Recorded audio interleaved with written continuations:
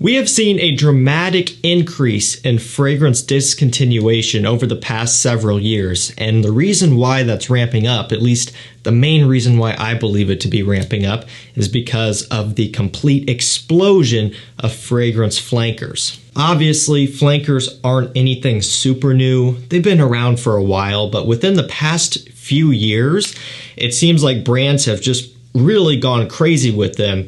And I don't want to say that they've gotten lazy, but it does sometimes feel like they've gotten lazy, and they've been capitalizing on an opportunity to be able to release all of these flankers and have a lot of them do very well. And at the end of the day, these big mega designer brands are in the business of making money. And to be fair, so are niche brands, but these designers especially, they're going to take advantage of that opportunity. And so as long as we keep buying these flankers, they're probably going to keep doing them. But in a roundabout way, they have to eventually start cleaning house to continue this vicious cycle. Pretty much every year, a lot of these top dogs are dropping new flankers. You know, you'll have one designer brand that will drop, 2, 3, 4 fragrances in a year across a bunch of different lines. And so as you start to accumulate this big backlog, there's going to come a point where you have to start getting rid of some of the older ones. Thus, that's why we've been seeing so many of our favorites be discontinued.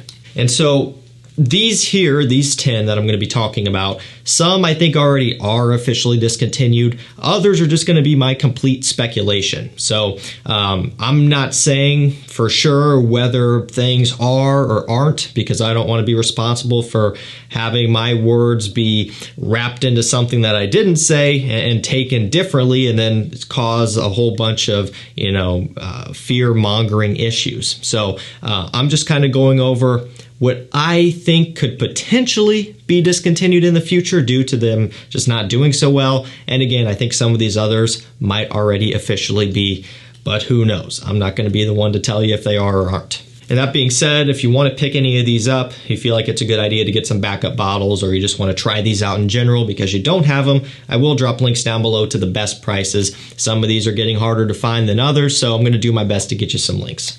And also, if you want to have a chance of getting any other rare or discontinued fragrances that are pretty much sold out everywhere, if you hit the first link down below and sign up to my mailing list, anytime something like that comes into stock, I send an email out giving you a chance to pick one up for yourself. Could be anything that you think of that's discontinued, rare, hard to find. Chances are I'm looking for it, and I'll let you know. Now let's get things kicked off with Code Absolu by Armani. So, this line has been amazing over the past several years. A lot of really good flankers. This one and Profumo are two that I love, and it isn't really looking too good for either of those right now. You look at retailers, the official website, gone. You look at discounters. A lot of them are starting to get a little bit scarce. Code Absolu is on a couple right now. Profumo, I think, is sold out almost on all of the discounters, so I don't know what's going on there, other than the fact that, again, all I'm going to say, it just isn't really looking too good. Now, it doesn't make sense to me that why they would discontinue these, because they seem to do really well, but I don't have access to their sales. I don't know anything about the inner workings of what's going on. I just know in the community, this and Profumo are hot, and they seem to do well, but who knows? That being said, it would be a decent time to pick one up for yourself. I'm going to buy another one. I've already bought another one, but like the title of this video, I'm going to be buying yet another one because this is one of my favorites. I love this stuff. I think it's a fantastic vanilla, tonka, suede scent, and I'm definitely going to want to make sure I have enough of it just in case. Next up, we have Hugo Boss The Scent Private Accord. So they have quite a few flankers in this line as well, and similar deal, guys. Pretty much every year now we're getting a new flanker. Last year, Les Parfums. This year, the new Magnetic. And to be fair, these last couple have been really good. So I think they are going in the right direction. That being said, I don't see this stopping. The brand probably doesn't see this stopping. Let's be realistic. A lot of these brands probably already have their next year's release done, or at least in the works already, right? They're going to keep churning these puppies out. And so they have to eventually take a step back and see what isn't performing as well and cut them off to make room for some new hits. And so Private Accord has been one of them. If you look on eBay, they're $150, $200 plus, 100 mil. These have popped up for right around 100 right now for 100 mil. So Definitely not cheap. However, just given the rarity of these, that is kind of what you expect. Very much is supply and demand in this whole hobby, and this is proof of that right there. Now, this one I do really like. It's got cacao, manica fruit, coffee. There's some leather in here. Back in the days where the brand gave you a full note breakdown rather than the 3 note breakdowns that they've been giving us from the last few releases. Really is kind of refreshing to see these old ones. Fantastic. It's one of my favorites. It sucks to see it go. But you know, you got to do what you got to do. And it is one that I would consider hunting down if you are interested. Next up, we have PACO RABANNE 1 Million Lucky. I think this one has been confirmed. There's still some people who are doubting it, but I was actually talking to a subscriber the other day via email, and he has some connections, and for what it's worth, he's been able to confirm as well that this has been added to the archives, and so therefore no longer being produced. When you look around in the US, sometimes it'll pop up on discounters, it'll go pretty quickly, and it's just kind of a vicious cycle. I don't believe retailers are carrying this one anymore, although I could be wrong. This was so heavily produced that it kind of made sense that it's gonna be around for a little bit while longer, but I do foresee this one being much harder to get by the end of the year, but we'll have to see. But ultimately, it's sad to see this one go. I think it's really good. They did the same with Privé, amazing stuff. This one in particular, nice plum. There's some sweet vanilla in here, some hazelnut. So it's a little bit gourmand, a little bit ozonic as well, a little bit fresh and sweet. It's a mixture of everything. You know, similar deal with PACO RABANNE. New 1 million flanker every year, and so they have to start killing these off at some point. This was one of them. This next one will for sure 100% be gone in the very near future. This is one of them I can say with certainty that will not be around much longer, and it just may be impossible to get ever again, because up until a couple weeks ago, it was next to impossible to get. I don't know what happened. However, some did show up. Mercedes-Benz Club Extreme, FRAGRANCEBUY.CA got some of these in. 100 mil, $50. I think it's really cool that they were able to provide this. I think it's even cooler that they're bringing it to us at a fair price. $50 for this is nowhere near out of the realm of you know, what it is worth. There is no price gouging going on. Mercedes-Benz Club Black, which seems to be in production, oftentimes can be a little bit more expensive than this. So it's cool that they were able to do that and they weren't completely taking advantage of their customers. I love Fragrance Buy. They're not sponsoring this video. I bought this myself, and so it's no weirdness, but I just think it's pretty cool to see. I do think it's worth getting 100%. I've already done a review on it. It's all about the patchouli here primarily. Has a little bit of a chocolatey coffee smell. Ultimately, it smells a good amount like Mugler's Angel Men. I think this was released right around 2015, 2017, somewhere within those, either of those two. I can't remember for sure which, but it became hard to get after that up until this point. I mean, even when you look on eBay, you just really can't find it. So as soon as they run out of this, I would imagine you might not be able to really get it again. So it's worth checking out, especially for $50. And the resale on this, if you didn't like it, is going to be a no-brainer anyway. Next up, we have Philipp Plein, No Limits, Super Fresh. So I've talked about No Limits, the original, here on the channel many times. I think it's amazing despite the tacky presentation. Okay, so Super Fresh here is a newer release. I think it might have been last year's release. I can't remember for sure. It's got leather, vanilla, and white chocolate rather than dark chocolate like in the original. Essentially, guys, and no surprise here, it's just a little bit fresher than the original, but still very much goes in that direction with that leather, with a little bit of the watery notes that's going on. It's nice. Is it fully worthwhile if you already have the original? I can't really say that it is. I think if you were to buy one or the other, I would for sure get the original. And is it worth rushing out to buy this one? Not really. If you want it, you can't go wrong with it. Still has great performance, and it truly is just a bit fresher. It doesn't deviate too much. That being said, it also doesn't seem to really bring as much value to the table as I think a lot of us would want. And I just don't foresee this one sticking around for a long time. So again, this is not me saying that it's discontinued right now or that it's going to be. I'm just giving you my thoughts and my predictions on whether I think it's going to be around for the long run. and I don't really think so. I think the original has potential to stick around for a while. I just don't see this one hanging on for all that long, but we'll have to see. Next up, we have another PACO Rabanne Invictus Legend. So this was kind of one of the brands I was thinking of in my head at the beginning when I was talking about you have a designer brand releasing several new fragrances every single year across a bunch of different lines. PACO Rabanne is one of them. They have their flagship fragrance lines that they are going to continue to utilize, and it only makes sense. And so Invictus, of course, is one of them as well. And we're getting a new Invictus every year now. Elixir, Victory Elixir, whatever, right? Or Victory, Invictus Victory Elixir, yes. We're kind of running on. The names are just growing and compounding.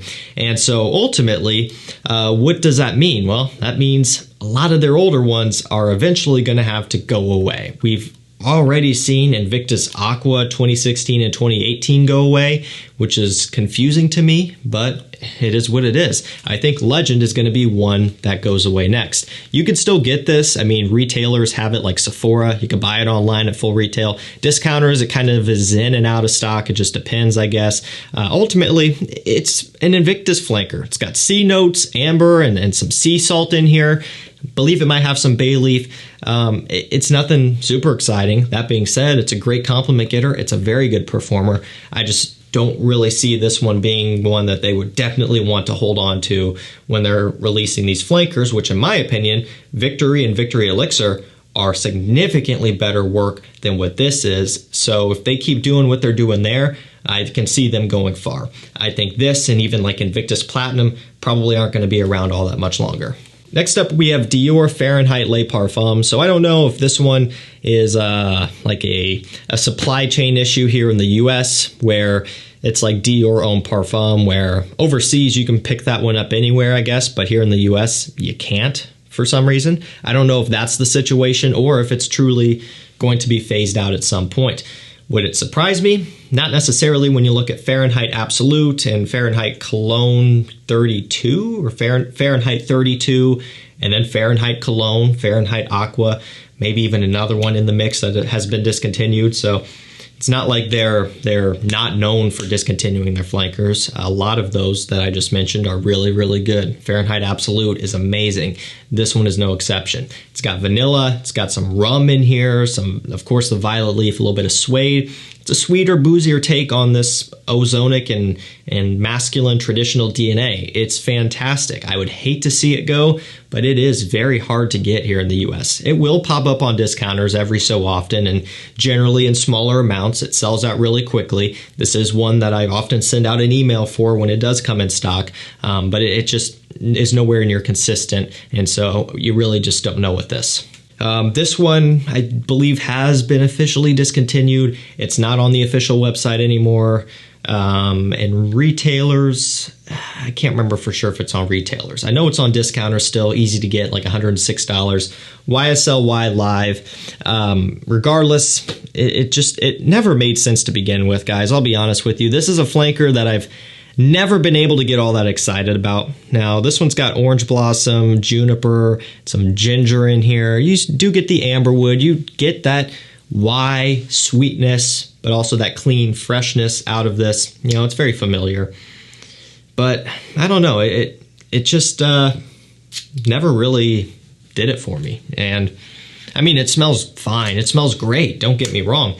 But when would I reach for this? When I have the Eau de Parfum and the Parfum, right? And now we have the Eau de Parfum Intense. So they're going to continue, or the Eau de Parfum Intense. It gets so confusing. They're going to continue to release these flankers. They have to start cutting them off at some point. I believe they've also discontinued YO Fresh. So, you know, it just kind of is what it is. I can't say I'm too heartbroken about this one. Next up, actually, is Bentley for Men Silverlake. Yeah, I don't see this one being around for a long time. And it's probably confusing because you're like, okay, this is way more mass-pleasing than Bentley for Men Intense in the original. And yes, 100%, this is way more mass-pleasing. But it also smells a lot like Acqua di Gio. And there's a lot of fragrances that smell like Acqua di Gio. I'm not hating on it. I think for, you know, a little bit of savings, it's not a bad thing. And it does do its own thing, to be fair, but heavily inspired by.